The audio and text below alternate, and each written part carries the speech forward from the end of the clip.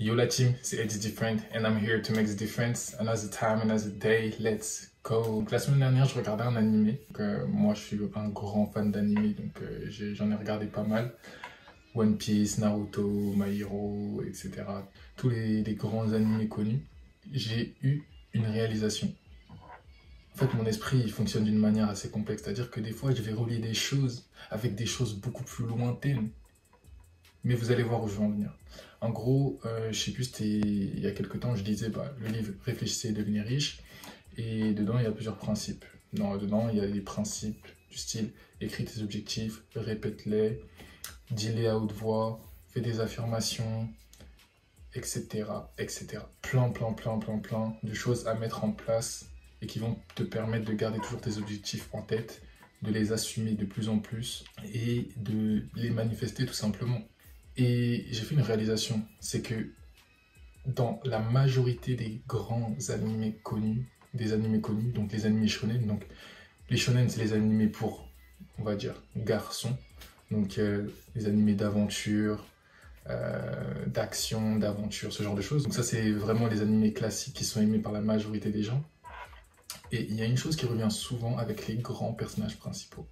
Je vais vous donner rien que des exemples, comme par exemple Naruto, Luffy. Ces deux exemples. On va se tenir à ces deux exemples. Et en gros, dans Réfléchissez et devenir riche, il disait que, en fait, si tu veux atteindre ton grand objectif, il y a des choses que tu peux faire qui vont te permettre déjà de garder ton objectif constamment en tête. Il faut aussi que tu augmentes ta foi dans ton objectif. Voilà. Il y a un élément qui est très important, c'est la foi. Et la foi, c'est ce qui va consolider le passage de ce qu'il y a dans ta tête et de ce qui va se passer en dehors, donc du monde spirituel au monde physique. Et la foi en ton objectif, c'est quelque chose que tu dois cultiver.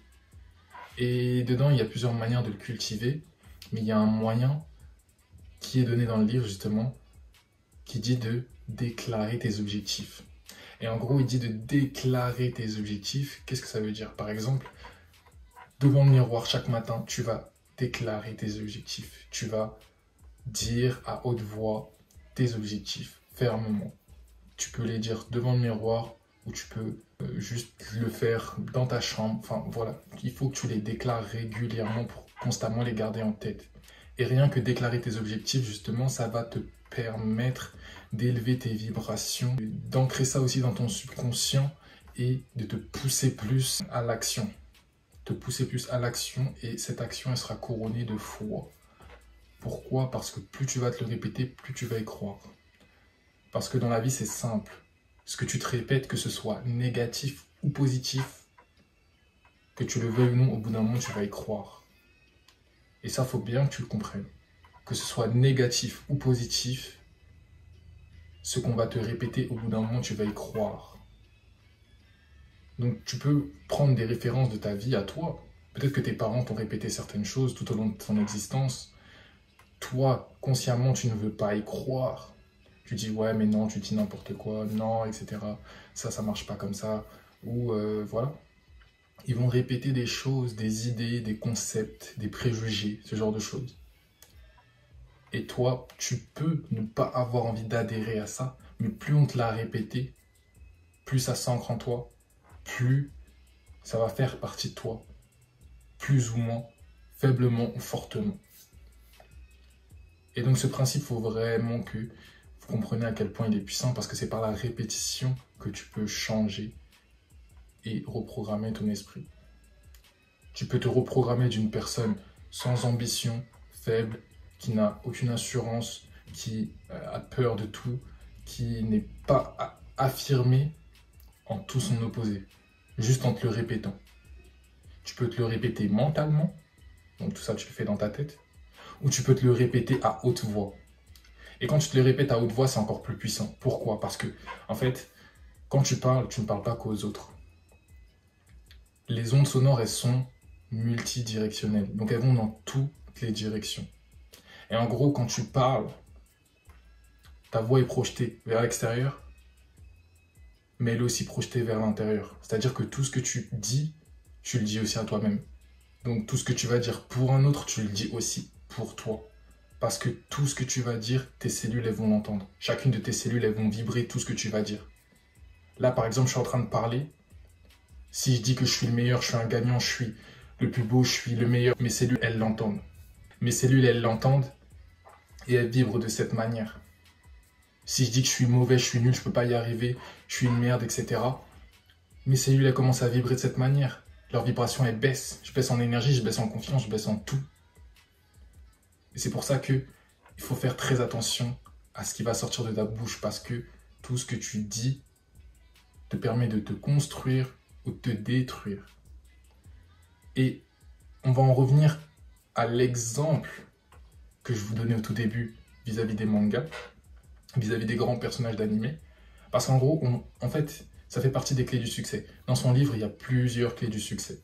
Et depuis que j'ai lu le livre, on va dire que j'arrive plus facilement à voir, à déceler certains comportements de gens qui ont du succès ou qui vont en avoir.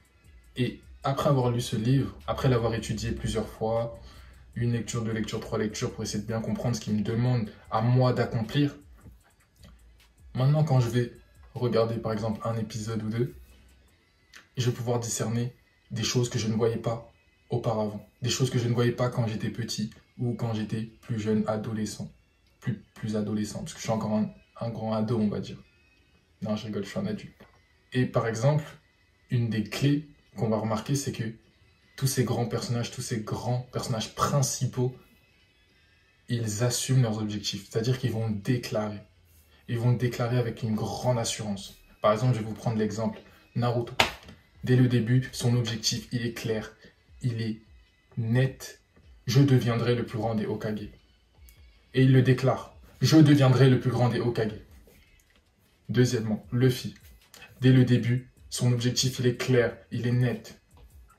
Je deviendrai le roi des pirates. Je deviendrai le roi des pirates. Et il vibre de cette manière. Plus il le répète, plus ça s'ancre en lui, plus il l'assume, plus justement son objectif il reste ancré en lui et plus il agit en concordance. En fait, il y a une différence entre juste parler pour parler et déclarer. Tu n'es pas obligé de déclarer au monde entier. Tu n'es pas obligé de le faire. Mais il faut au moins que tu te le déclares à toi-même parce que si tu as peur de dire ton objectif à haute voix, rien qu'à toi-même, mais qu'est-ce que ça montre de toi vis-à-vis de ton objectif? Tu n'y crois même pas. Tu n'y crois même pas. Tu as peur de te regarder dans le miroir et de dire « Je serai un tel. Je deviendrai un tel.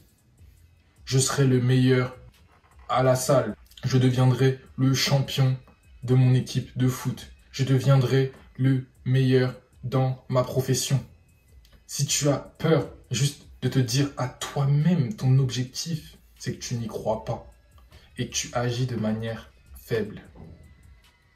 Pourquoi je vais dire que tu agis de manière faible? Parce que tu vas agir vers ton objectif, mais tu vas te saboter d'un autre côté parce que tu n'as pas cette émotion puissante qui est la foi. Et c'est cette émotion-là qui colle, qui prend tes pensées, tes actions et qui crée quelque chose de bon ou de mauvais. C'est elle qui a le plus puissant rôle. C'est les émotions que tu vas associer à tes actions.